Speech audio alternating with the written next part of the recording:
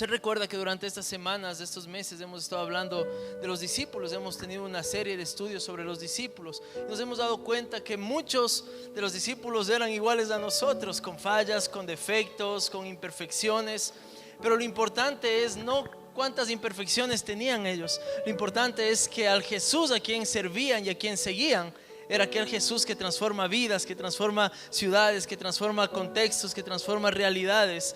Y eso es lo que nos debe inspirar, que aún cada uno de nosotros, en medio de nuestras diferencias, en medio de nuestras debilidades, de nuestros fracasos, el Señor está llamándonos para su obra. Está llamándonos para hacer su reino a través de nosotros, de hombres y mujeres imperfectos. Él construye y edifica su reino. Por eso es una bendición que usted y yo podamos estar en la casa del Señor. Estas semanas vamos a estar hablando sobre las 7 iglesias del Apocalipsis. No se asuste si digo Apocalipsis. A veces la gente escucha Apocalipsis y ya quiere salir de la iglesia. Vamos a darnos cuenta de estos mensajes a estas 7 iglesias. Qué esperanzador es para el pueblo cristiano. Y también qué desafiante es para cada uno de nosotros. Por eso quiero invitarte ahí en el lugar en el que estás. Cierra tus ojos un momento y dile: amado Dios, hoy pido que seas tú hablando a mi vida, hablando a mi corazón, Señor. Trae tu palabra como una semilla, Señor, que produzca fruto en mí. Hoy quito todo distractor de mi mente, Señor, toda preocupación que se queda fuera. Y hoy permito que tu palabra, Señor, pueda ser viva, eficaz, como ese manantial de vida eterna para mí, Señor. Que tu palabra sea lo que necesito esta mañana. Tu palabra transforma vidas, cambia pensamientos, transforma realidades. Háblanos, Señor. Después de abrir los cielos a través de la alabanza, de la adoración, de los cánticos, queremos escuchar tu voz, escuchar tus palabras, esas que dan vida, Señor.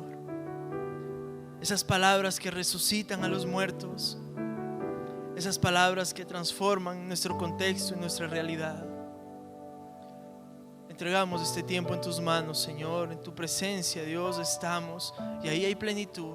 Hay libertad en la casa de Dios. Hay libertad en la presencia de Dios. Te damos gracias, Señor, en el nombre de Jesús. Amén, amén y amén. Muy bien, yo estoy seguro que Dios va a hablar a nuestras vidas, a nuestros corazones. Y quiero invitarle que abra su Biblia en el libro de Apocalipsis. Está al final para los que tal vez están un poquito perdidos. Apocalipsis es el último libro de la Biblia. Vaya al final de su Biblia, Apocalipsis. Y vamos a ir primero al capítulo 1, versículo 4 y 6.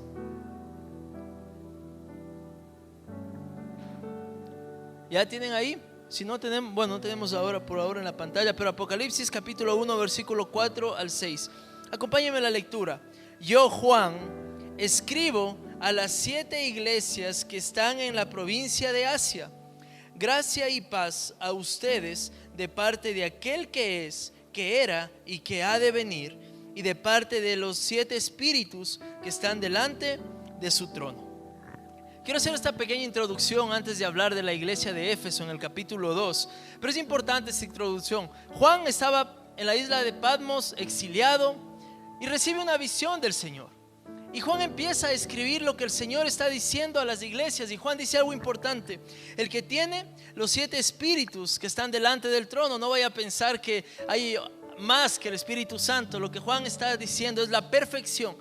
Y vamos a ir viendo mucho simbolismo también en Apocalipsis. Por eso desde ya memorícese que el número 7 significa perfección, completo o totalidad. Entonces cuando usted escuche el número 7, no piense en el número que pensamos nosotros, sino piense en lo completo, en lo perfecto, en lo total.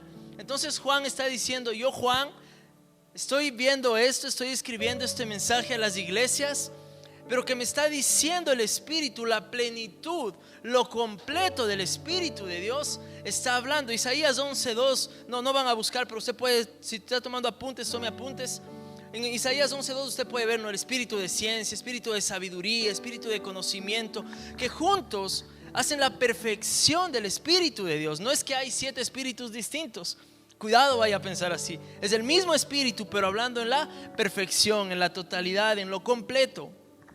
Y vamos a estudiar a la iglesia de Éfeso, durante este domingo, y vamos a ir estudiando cada iglesia cada domingo. Por eso le invito a que no se pierda, porque si no va a perderse una enseñanza importante durante el mes que vamos a ir a estar hablando sobre las iglesias.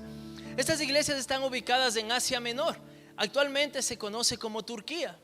Y tal vez usted dice, pero ¿por qué solo 7 iglesias? Recuerde que 7 significa totalidad, completo, plenitud. Entonces no son solo a estas 7 iglesias, es a la totalidad del cuerpo de Cristo, a la plenitud del cuerpo de Cristo, las que están antes, las que están ahora y las que han de venir después. El número 7, como les dije, significa completo o totalidad. Pero ¿cómo era Éfeso? ¿Cómo era? El apóstol Pablo había escrito ya una carta al libro de Efesios, y la iglesia de Éfeso, ¿cómo era? Era un importante centro religioso.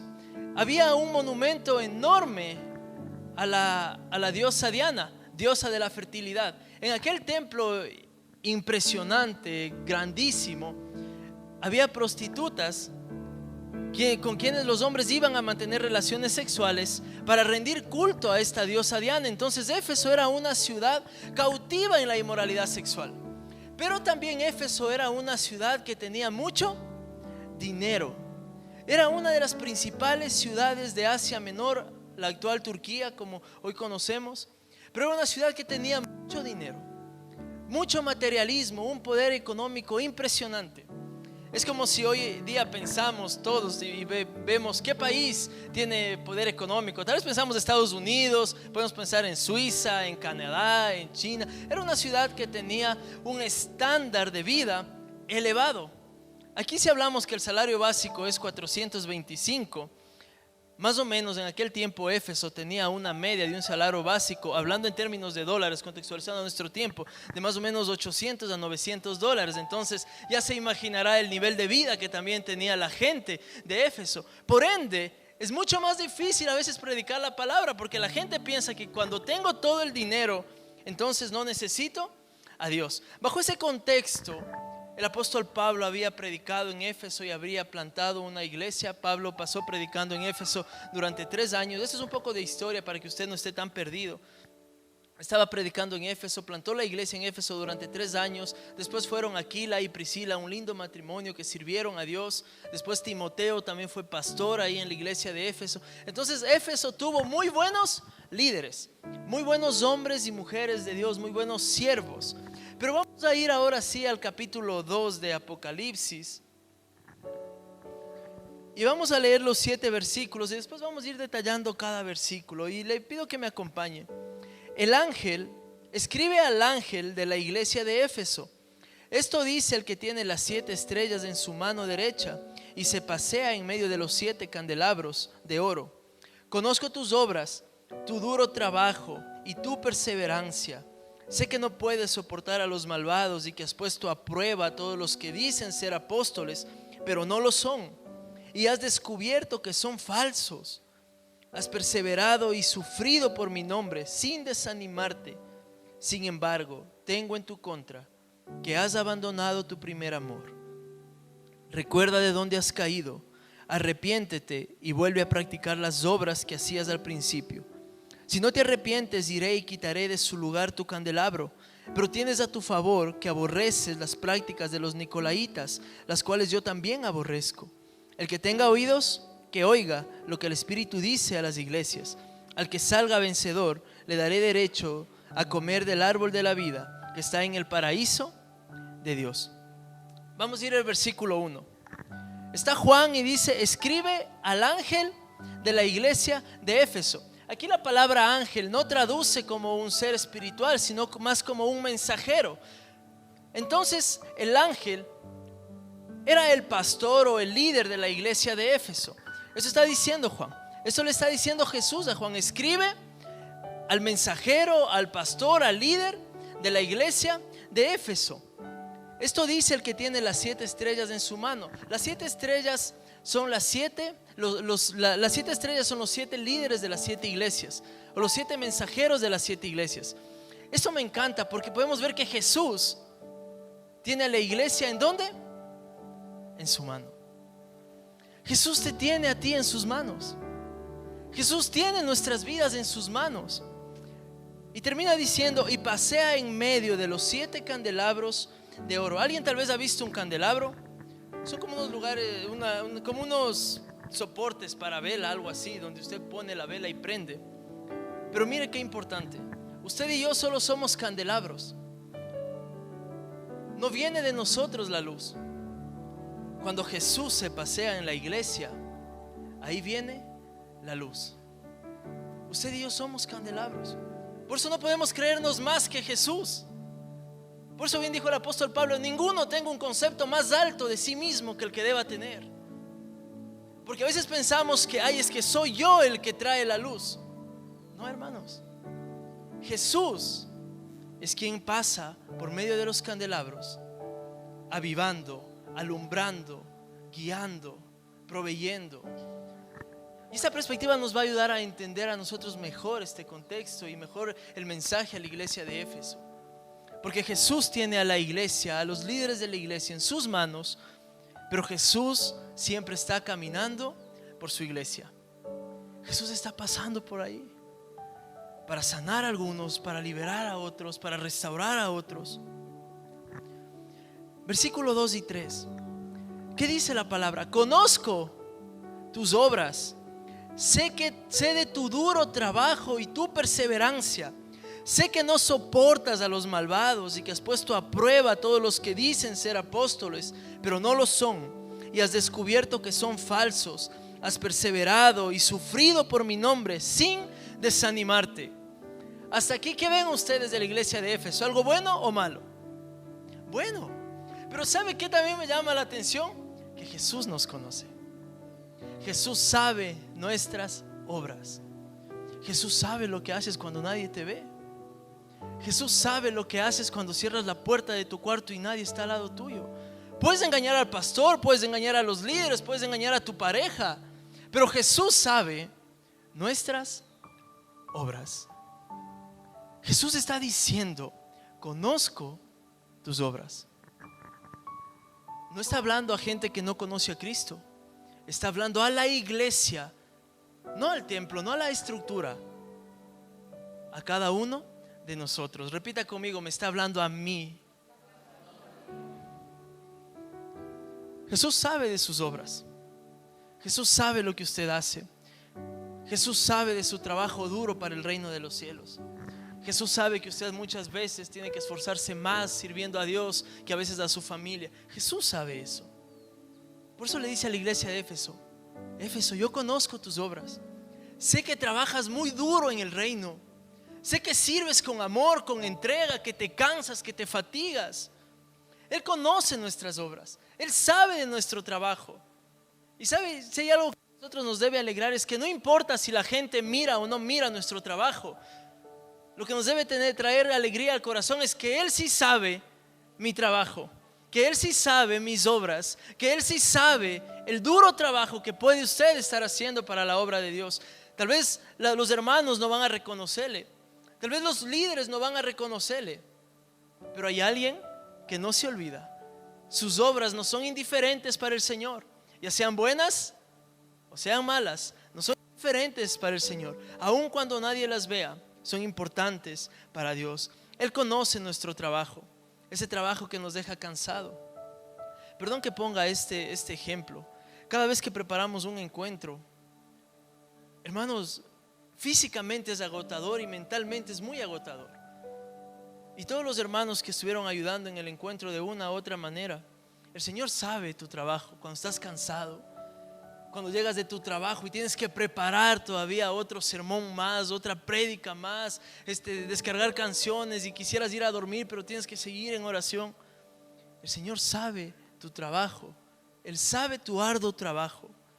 Todo lo que haces para el reino de los cielos no es en vano, porque de quién viene la bendición, Él lo sabe. Por eso tú debes estar tranquilo y seguro que Dios sabe tu trabajo. Y la iglesia de hoy necesita aprender este ejemplo de Éfeso, porque a veces vienen los hermanos a la iglesia y no quieren mover ni una silla. No, es que los líderes tienen que hacer, es que el pastor tiene que hacer, para eso le pagan. Debemos aprender de la iglesia de Éfeso a sacrificarnos, a tener un trabajo cansado por el Señor, a dar más de lo que podemos por Dios. Le dice también a la iglesia: sé que tú no soportas a los malvados y que has puesto a prueba a todos los que dicen ser apóstoles, pero no lo son. Eso trata con el conocimiento. La iglesia de Éfeso era discipulada por Pablo, y Pablo era un hombre sumamente teológico y doctrinal.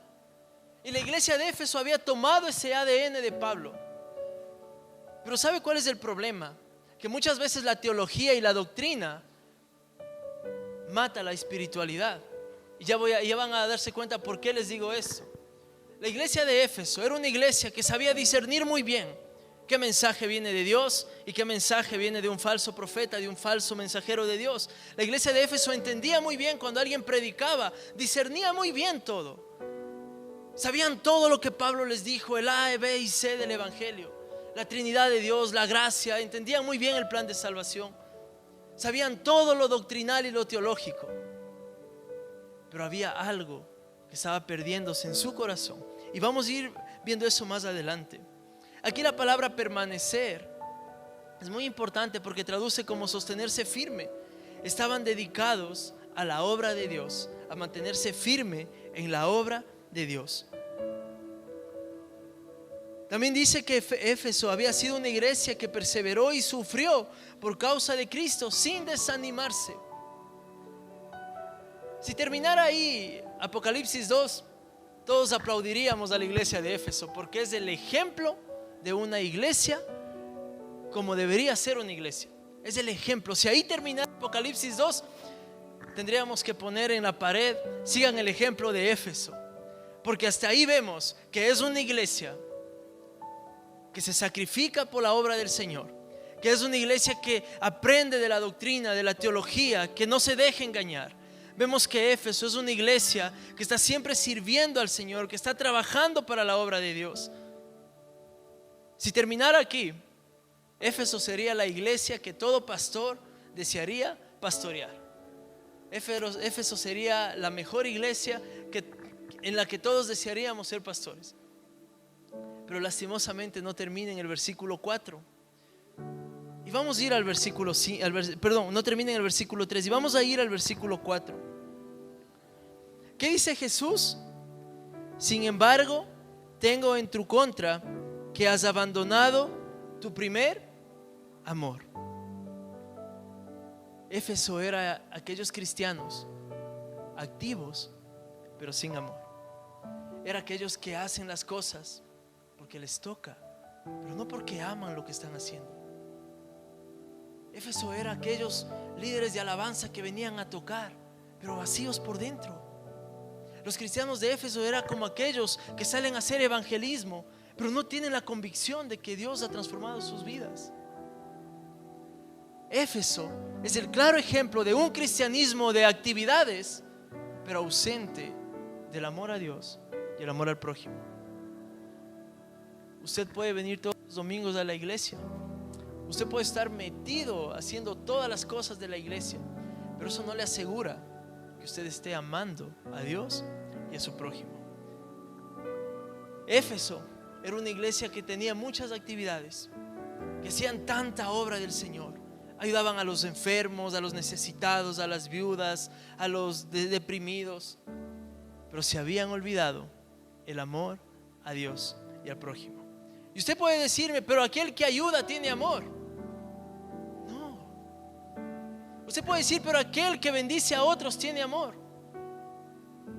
Cuidado, porque podemos estar cayendo en activismo y no en intimidad con Dios.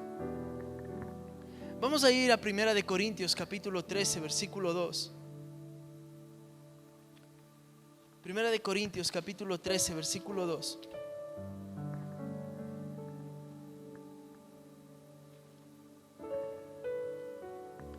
Si tengo el don de profecía y entiendo todos los misterios y poseo todo conocimiento, y si tengo una fe, escuche esto, si tengo una fe que trasladara montañas, pero me falta amor, no soy nada.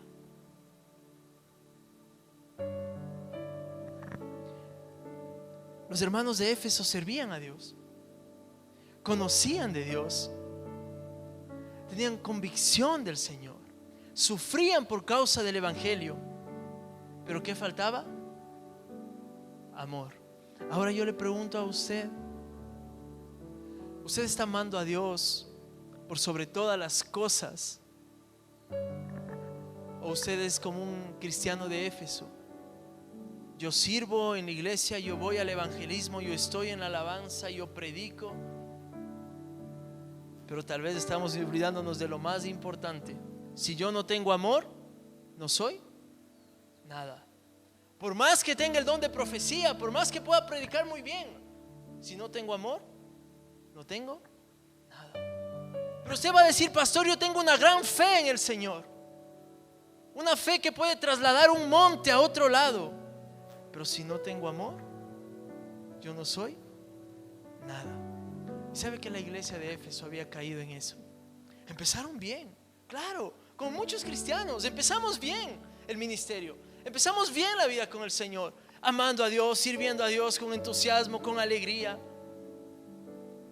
Pero el Señor tiene un pero para nosotros: has olvidado tu primer amor. Y me gusta mucho la palabra olvidado. En otras versiones dice abandonar, creo que dice en otras versiones. ¿Y sabe por qué me gusta esta palabra? Porque el Señor no dice perdiste tu primer amor. Cuando alguien pierde algo, uno no sabe dónde se cayó, ¿no es cierto? Usted, si pierde las llaves, usted dice: perdí las llaves, no sé dónde. Cuando pierde la cédula, usted no sabe dónde. Pero cuando usted se olvida algo, usted sí sabe dónde está o dónde lo dejó. Tal vez no recuerda a ciencia cierta, pero usted sabe que algo se olvidó. Es como cuando está de apuro y alista todo en la casa y usted está caminando y dice: algo me olvido, algo me olvido. Llega al lugar y dice: ay, me olvidé la cartera. Más o menos así. ¿Por qué no ocupa el Señor la palabra perder y ocupa abandonar? Porque la palabra perder tiene que ver con una actitud que yo deseo o pierdo algo accidentalmente sin saber dónde está y sin tener la intención de recuperarlo. Pero abandonar o dejar significa alejarse o separarse. Y sabe que esto no sucede de un momento a otro, hablando espiritualmente. Jesús le está diciendo a la iglesia de Éfeso: ustedes han abandonado el primer amor. Eso no pasa de la noche a la mañana. Eso sucede cuando usted deja de orar todos los días. Eso sucede cuando deja de leer la Biblia todos los días. Cuando usted dice: yo no necesito congregarme, ¿para qué voy a la iglesia? Yo en la casa tengo mis propios cultos. No se engañe, hermano. Así empieza a alejarse de a poquito, a tal punto que el Señor tiene una exhortación para Éfeso: tengo contra ti. Eres bueno en todo, Éfeso. Todas las normas, todas las leyes, todos los reglamentos cumples muy bien. Pero tengo algo contra ti: que has dejado de amarme, has dejado de tener intimidad. Dejar nuestro primer amor no es cosa de sentimientos. No voy a pensar que es que ya no siento amar a Dios. No es cosa de sentimientos, es cosa de distancia. Mientras más lejos estás de Dios, más empiezas a enfriarte. Mientras más cerca estás de Dios, más empiezas a avivarte. Ahora sabe por qué muchos cristianos que antes predicaban hoy ya no predican. Ahora sabe por qué muchos cristianos que antes venían a la iglesia y usted les miraba sirviendo a Dios todo el tiempo, ahora ya no sirven más a Dios. Ahora usted sabe por qué muchos cristianos han pecado y han caído de la gracia. Porque poquito a poco: no importa, mañana ya oro, me sigo alejando. No importa, ya el otro mes de ir a la iglesia cuando tenga tiempo, me sigo alejando. A tal punto que vas a la iglesia a cumplir normas, rituales, enseñanzas, pero estás muerto, estás seco por dentro. Y ese era el problema de la iglesia de Éfeso. Hacían todo lo que a la vista parecía muy bien, pero el Señor, que escudriña y examina nuestros corazones, estaba diciendo: iglesia, has olvidado tu primer amor. Y tal vez hoy estoy hablando para alguno de ustedes que ha olvidado su primer amor. Y no se sienta mal, al contrario. Si el Señor está hablando a tu vida, a tu corazón con este mensaje, es porque Él quiere volver a traerte hacia Él. Es porque Él necesita que vuelvas a estar en la fuente de vida, ahí en el fuego donde estás avivado constantemente. Cuando el amor muere, escucha esto, cuando el amor muere, la doctrina se convierte en un cadáver y un formalismo sin poder. Cuando no hay amor en la vida tuya, la doctrina, la teología es hueca, inservible, no vale para nada. Cuando el amor muere de la vida de una persona, cuando no hay amor a Dios, al prójimo y a los hermanos, la teología, la doctrina es un cadáver que no sirve para nada. Por eso es que Jesús decía a los fariseos: sepulcros blanqueados, generación de víboras, están muertos. Saben toda la ley, conocen todo lo que está escrito de memoria y lo pueden repetir sin cesar. Pero cuando ven a un pecador, lo primero que quieren hacer es apedrear. Pero cuando ven a alguien que falló, lo primero que quieren hacer es juzgar. Por eso Jesús dijo: quita primero la viga de tu ojo antes de ver la paja del ojo ajeno. Porque a veces nosotros, cuando el amor ha muerto en nuestras vidas, lo primero que hacemos es juzgar. Ay, con ese pantalón ha venido Steffi, ese pantalón no le agrada a Dios. Así somos. Ay, el pastor, él no predica con corbata, no ha de ser cristiano. Yo les he dicho, hermanos, si por mí fuera, yo predicara en Bermuda y DVD como andaba en la Shell, pero yo sé que no, aquí es diferente. Pero cuando ha muerto el amor en nuestras vidas, todo se vuelve formalismo. Y sabe que yo me di cuenta de esto. Yo les conté que fui a un encuentro de oración como hace unos 20 días, un mes, ha de ser más o menos, hermano Jeffer. Y hay una parte que tocó tanto mi vida, porque a veces yo he permitido que la doctrina, que la teología sea mucho más grande que el amar a Dios. Bien dijo el apóstol Pablo: todo el conocimiento que tengo es basura comparado a la gracia de Dios.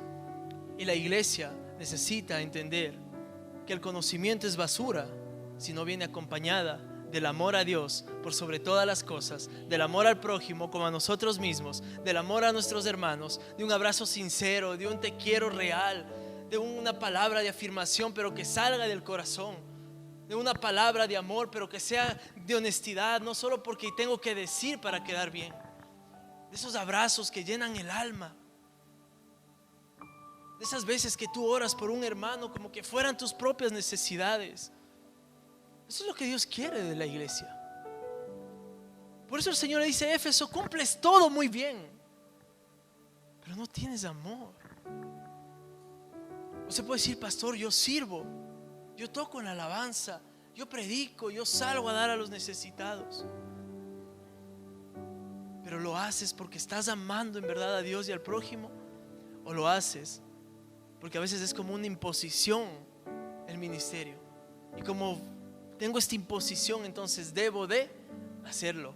Con mala gana lo hago, sin ganas a veces. Ay, qué pereza ir a la oración, 5 de la mañana pudiendo estar durmiendo. Eso no es amar a Dios. Eso es dejar de amar a Dios. Pero cuando tú amas a Dios por sobre todas las cosas, vienes contento a la iglesia, vienes trayendo tu Biblia porque no te avergüenzas, porque es poder de Dios. Vienes contento a alabar, a exaltar a Dios. Dejas tu celular a un lado. Pero cuando el Señor no es lo primero en tu vida, el mensaje de WhatsApp es mucho más importante que tener un encuentro genuino con Dios mientras adoras, mientras alabas. Por eso es que nos damos cuenta que hemos caído, porque a veces en la alabanza y en la adoración ya nuestra vida no se quebranta delante de Dios. Y ahora no estoy diciendo que venga a la iglesia y sea un mar de lágrimas. No estoy diciendo eso. Es una actitud del corazón. Cuando vienes a adorar a Dios, te quebrantas delante de Dios. No te digo que te pongas a llorar, te digo te pones a reflexionar: Señor, ¿qué estoy haciendo con mi vida? ¿Cómo estoy viviendo? O a veces vienes y estás cantando: Señor, has cambiado mi lamento en baile, pero tu mente está pensando: ay, todo me va mal en la vida, no sirve para nada la vida. Cuando tú te alejas del primer amor, porque no hay un segundo amor, no hay un tercer amor, hay un solo amor. Y es ese amor que siempre debe estar latente en nosotros. Recuérdese cuando se convirtió usted por primera vez. Yo he estado pensando mucho esta semana mientras preparaba este mensaje. Cuando me convertí por primera vez, mi mamá me decía: anda a vivir en la iglesia. Todo el tiempo pasaba en la iglesia, sirviendo en la iglesia, yendo de misiones, literalmente, como decimos vulgarmente, siendo plata y persona en el ministerio. Pero ¿qué pasa después? ¿Acaso dejamos el primer amor de Dios en nuestras vidas? Y por eso hoy cuestionamos todo. Ay, qué pereza, otra vez me han puesto para que ayuden con los niños. Otra vez me han puesto a que barra la iglesia. Todo lo que hagas, hazlo para Él. Si vas a dar un pan a alguien de la calle, hazlo para Él. Si vas a servir en un ministerio en la iglesia, hazlo para Él. No hagas para el pastor, no hagas para los líderes, hazlo para Él. Si vas a ir de misiones, hazlo para Él. Si vienes a cantar, cántale a Él. Si vienes a escuchar el mensaje, escucha la voz del Señor. Deja que el Espíritu Santo hable tu vida. Si estás trabajando, hazlo para Él. Y hoy veo ahí a todos los chicos de Celustar. Y le felicito a Andresito por traer a sus chicos. Eso va a cambiar la vida de ustedes como familia y de su trabajo también. Pero si vienen esos muchachos y en sus trabajos, hágalo como para el Señor. A veces pueden estar cansados, a veces pueden tener un mal día, hay clientes difíciles, pero hazlo para Él. Cuando tú lo haces para Él, encuentras gratitud, encuentras alegría, no te frustras, encuentras contentamiento. Puedes estar muerto del cansancio, pero estás alegre, porque el primer amor es lo que debe avivar nuestras vidas. Pero ¿qué hacer para volver al primer amor? Vamos al versículo 5 brevemente, por favor. Jesús dice otra vez en signos de exclamación: recuerda de dónde has caído, arrepiéntete y vuelve a practicar las obras que hacías al principio. Si no te arrepientes, iré y quitaré de su lugar tu candelabro. 3 cosas: recuerda, arrepiéntete y vuelve. ¿Qué pasa cuando he perdido el primer amor? Facilito, Jesús mismo nos da la salida. Tienes que hacer 3 cosas: recordar, arrepentirte y volver. ¿En qué momento de tu vida dejaste de amar a Dios como la primera vez? ¿En qué momento de tu vida Dios dejó de ser tan importante como al inicio? ¿Acaso Dios pasó a segundo lugar cuando empezaste a subir económicamente y te diste cuenta que ya Dios te ayudó, entonces tu trabajo es más importante? Recuerda de dónde caíste. Recuerda qué pasó en tu vida que hizo que te alejaras de Dios en vez de mantenerte junto a Él. Recuerda qué pasó en tu vida, qué situación sucedió en tu vida que hizo que te apartaras del Señor. Pero algo que me gusta es que uno no solo debe pasar lamentándose. A veces vivimos de glorias pasadas, ¿no? Ay, antes yo sentía al Señor, tan lindo le sentía a Dios. ¿Y por qué hoy no puedes sentir a Dios? Si Él es el mismo ayer, hoy y siempre. A veces, ay, antes Dios tocaba mi corazón cuando le cantaba. ¿Y por qué hoy no puedes? ¿Por qué hoy Dios no toca tu corazón? ¿O acaso es que hemos olvidado el primer amor? Por eso es que el segundo me encanta: arrepiéntete. Porque Dios no quiere que solo vivas de glorias pasadas. Antes ponía mis manos sobre los enfermos y se sanaban. Hoy también puedes poner tus manos sobre los enfermos y Dios va a hacer un milagro. Pero es que el segundo es tan importante: arrepentirse. Arrepentirse, dice el diccionario, que es admitir que tuve la culpa. Es admitir que tuve desinterés en relacionarme con Él. Si hoy tú quieres volver a encender ese amor, esa llama del primer amor, tú tienes que admitir que fuiste tú quien tuvo la culpa, no el Señor. Él no está lejos de nosotros, Él está cercano, pero los problemas nos han alejado de Él. Tú debes admitir que tuviste desinterés. Ay, es que no puedo ir a la iglesia, es que te trabajo todos los días, es que estoy tan cansado. Desinterés. Porque si te invitan a una boda de tu mejor amigo, hasta eres capaz de viajar de una ciudad a otra por asistir. Desinterés. Y hoy tú tienes que arrepentirte también de ese desinterés que tienes en las cosas de Dios. Hoy tú puedes decirle: Señor, ayúdame a amarte como la primera vez. Y si usted es nuevo en la iglesia y no ha aceptado a Jesús, hoy usted puede hacer un compromiso con el Señor de tener un amor vivo, genuino con Él, un amor real con el Señor.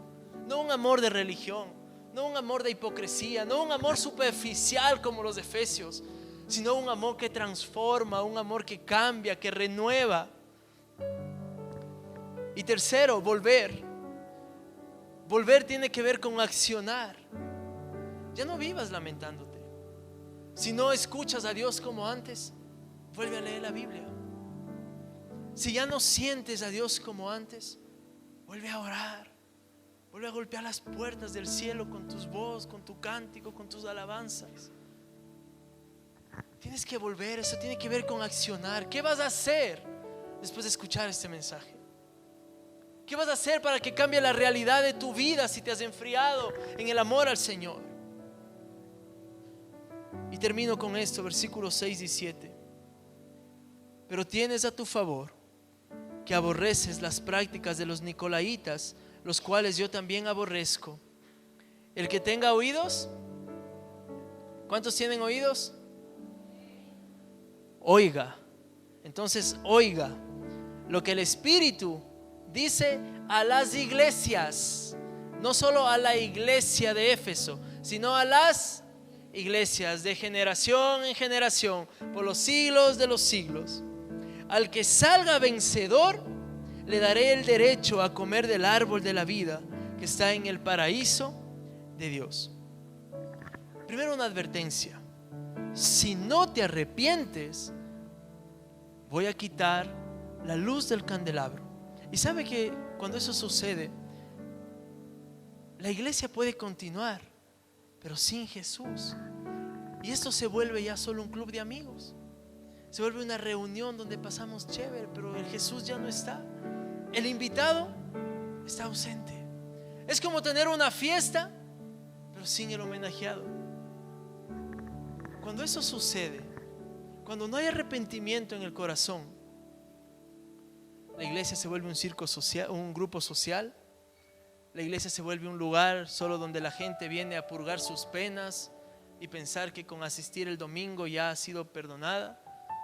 Cuando Jesús no está en el centro de la iglesia se vuelve una organización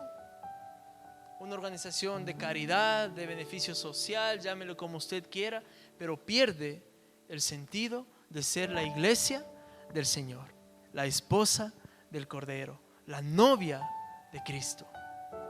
Pero cuando usted se arrepiente,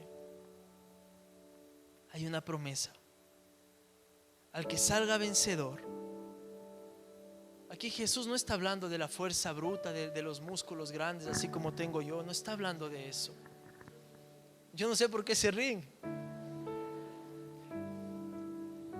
Jesús está hablando de vencer la frialdad del corazón. Jesús está hablando de vencer la frialdad en nuestra vida, de vencer la frialdad en nuestro servicio, de vencer la frialdad en nuestro amor al prójimo. La falta de amor nos va a alejar del Señor. Pero la promesa es: para el que salga vencedor, le daré de comer del árbol de la vida. Eso es la vida eterna. Es estar en el lugar donde Dios está.